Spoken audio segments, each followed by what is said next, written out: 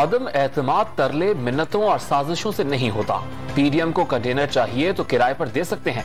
वफाकी वजीर फवाद चौधरी के वार। बिजली महंगी होने का जिम्मेदार नवाज शरीफ को करार दे दिया।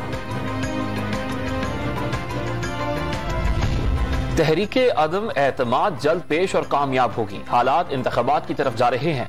शाहिद खाकान अब्बासी का हुकूमत की इत्तेहादी जमातों को साथ देने का पैगाम। और IMF ने रवा साल मुल्क की तारीख की सबसे ज्यादा दरामदात का तखमीना लगा लिया। दरामदात 66 अरब 76 करोड़ 40 लाख डॉलर्स रहने का इम्कान।